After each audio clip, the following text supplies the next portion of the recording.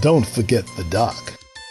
Several network participants recently called into Dr. Rick Wright's Old School Sundays radio show. Check this out. Well, every Sunday afternoon at around 6 o'clock, 6:03, 6:02, checking in from New York City is our great program, project, superstar, network, connection, innovator. He's everything, right? See, Jack, he's everything, right? That's right, that's right. He's the whole world, man. I'm talking about Lee Kent. Hey, Lee, how you doing, man? I'm all right, and fantastic to hear C. Jack and Jonathan and Diamond. Hey. Yeah, Diamond is here, man. She's looking like a superstar, too, man. I'm telling you. She's headed the Miss Juneteenth pageant we'll be talking about in the hour, you know, and all. But this is your time to shine, Lee, from New York City. What's happening, man, with regards to Syracuse University and those great alums throughout the world, man? Dr. Wright. Yeah, talk to us. What exactly will be the duties of the First Lady of New York State for Juneteenth? Well, I tell you what, Diamond is here, man. I'm sure she's the First Lady of the great state of New York.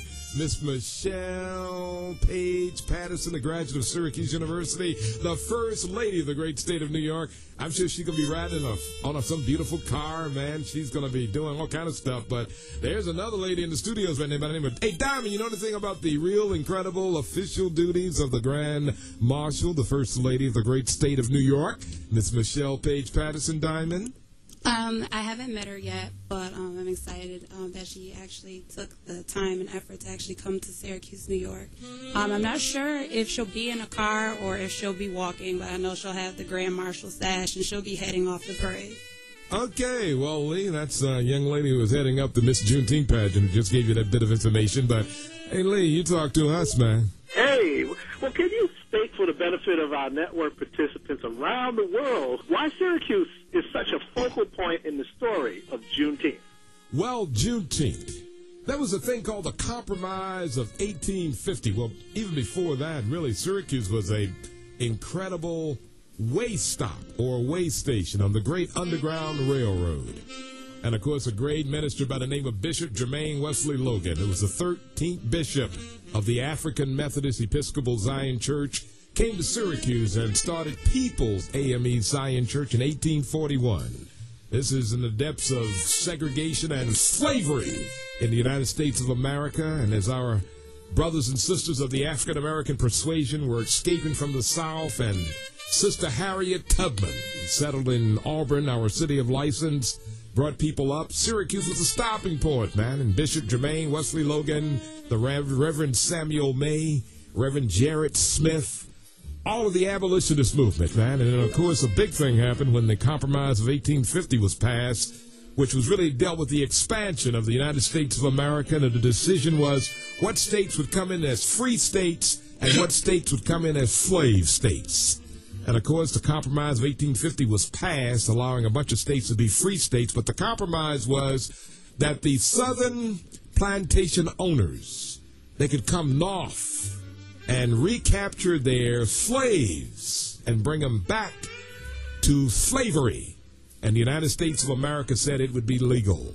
And here in the city of Syracuse, New York, a great test, the Jerry Rescue, William Henry from Missouri, October 1st, 1851, man, was broken out of jail. And the jail was right near the Erie Canal, and broken out of jail and swift on to Canada. We call it the Jerry Rescue. Thousands of people turned up, and of course, it's also the home of Frederick Douglass, man. So I can just keep talking. Syracuse, New York, incredible history, man, in the abolitionist movement in the Underground Railroad of the African Methodist Episcopal Zion Church, better known as the Freedom Church. Lee, and to my great radio audience, a lot of history here in Syracuse and Clinton Square, where Juneteenth will be held next Saturday, is some of the most historic real estate in the history of freedom and Juneteenth in the United States of America. Dr. Wright, thank you for that. Okay, Lee. Dr. Wright. Oh, yes, Lee. Talk to me, man. Talk to me this afternoon. Do you believe some of your Power 106.9 listeners could benefit from listening to a motivational hour with a fresh new voice and new and innovative ideas for black empowerment in the area of entrepreneurship. I tell you what, I can use some motivation this afternoon myself, man. Tell me about it. Well, Dr. Wright, I'm talking about Brother Bedford. He is the founder of HowToBeABlackEntrepreneur.com. Our network participants and your Power 106.9 FM listeners are invited by FraserNet host George Fraser and Veronica Conway to participate in a networking event on June the 11th at 9:30 p.m. Eastern Standard Time. A link to this valuable webcast can be found in the announcement section of the network's virtual office. To reach us, type in the following URL address, www.officezilla.com. That's officezilla.com. And the username is Power1069, and the password is also Power1069. Dr. Wright, do you believe some of your listeners need to consider entrepreneurship? Oh, God, yes, in these crazy, incredible economic times, as President Barack Obama indicates to all of us, we got to get on point, bring the country back economically, and, hey, getting in business is what we need to do, we should be doing, and I can't believe we got to hear him do it right now. Yes. Well, Dr. Wright. Yes, Lee. Best wishes to John Kellogg, and happy birthday to Syracuse's own George Kilpatrick. This is Lee Kent for the network. Okay, Lee. Thank God for you and all that you do. Here on Power 106.9 Radio. Lee from New York City every Sunday around 6 o'clock. All right, so get to all the Syracuse University alums throughout the world. Checking out Dr. Rick Wright, Power 106.9 Old School Sunday. On a big bad Sunday afternoon, Dr. Rick Wright live and well in Syracuse here at Power 106.9 Radio. Do it.